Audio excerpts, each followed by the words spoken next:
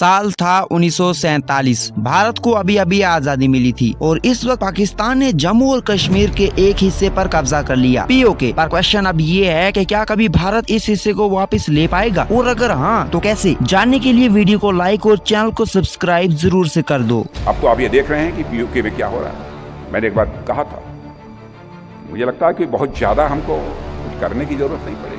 पाक ऑक्युपाइड कश्मीर के लोगों पर जो जुल्म ढाया जा रहा है, वहीं से यह डिमांड उठेगी कि हमको भारत में अपने को मर्ज करना है। देखो, पीओके वापस लेना आसान नहीं है, और अगर इंडिया कोशिश भी करता है तो ये वॉर की सिचुएशन बन सकती है। पाकिस्तान फुल स्केल पर वॉर शुरू कर सकता है, और वॉर सिर्फ बॉर्डर तक सीमित नहीं रहेगा, बल्कि इसका असर पूरे रीजन पर भी होगा। पीओके में चाइना का CPEC प्रोजेक्ट चल रहा है। अगर भारत पीओके को वापस लेने की कोशिश करेगा तो हो सकता है कि चाइना भी इसमें इंटरफेयर करे, और ये एक और बड़ी प्रॉब्लम बन जाएगी। तो इसका क्या ये मतलब है कि इंडिया पीओके यानी पाकिस्तान ऑक्युपाइड कश्मीर कभी इंडिया वापस ले नहीं पाएगा? चलिए इसके कुछ पॉसिबल तरीके देखते हैं। पीओके को वापस लेने के लिए सबसे बेस्ट तरीका है डिप्लोमेटिक प्रेशर। भारत को इंटरनेशनल लेवल पर पीओके के मुद्दे को उठाना होगा। अमेरिका, यूरोपियन यूनियन और मिडिल ईस्टर्न कंट्रीज का सपोर्ट इंडिया को लेना बहुत जरूरी होगा। अगर इंटरनेशनल कम्युनिटी भारत का साथ देती है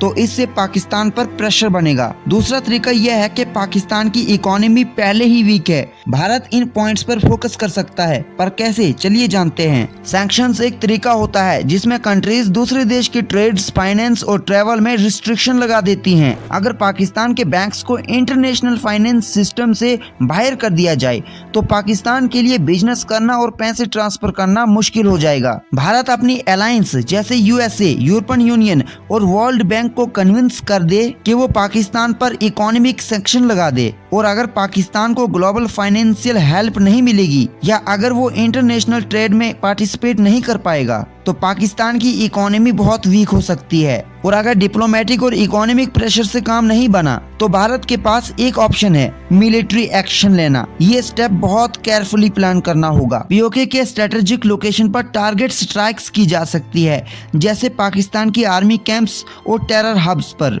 पीओके के लोग जो पाकिस्तान से पहले ही नाराज और परेशान हैं, उनका सपोर्ट लेना ये भारत के लिए ग्राउंड लेवल पर हेल्प करेगा। और वैसे भी भारत की आर्मी दुनिया की सबसे पावरफुल आर्मीज में से एक है। सर्जिकल स्ट्राइक्स जैसे पास्ट ऑपरेशन ने भी ऑलरेडी प्रूफ दिया है कि भारत एक्शन लेने में कैपेबल है। इसके साथ चाइना और पाकिस्तान पीओके को इंडिया के हाथों में नहीं जाने देंगे।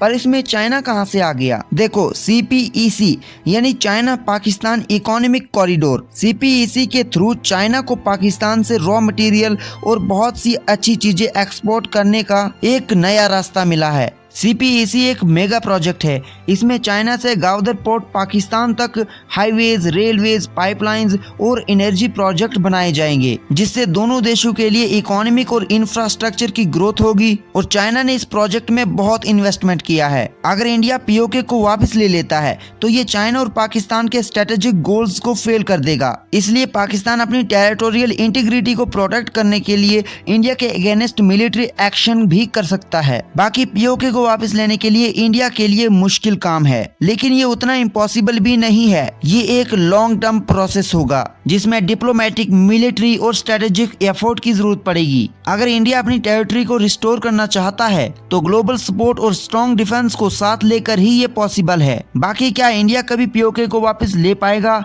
इस बारे में आपके क्या थॉट्स है, कमेंट में जरूर बताइएगा। और अगर वीडियो में कुछ गलती हो गई है या कुछ मैंने गलत बोल दिया है तो उसके लिए माफ कर दीजिएगा। और नेक्स्ट वीडियो किस टॉपिक पर बनाऊं, कमेंट में जरूर लिख दीजिएगा। तब तक के लिए धन्यवाद, बाय बाय।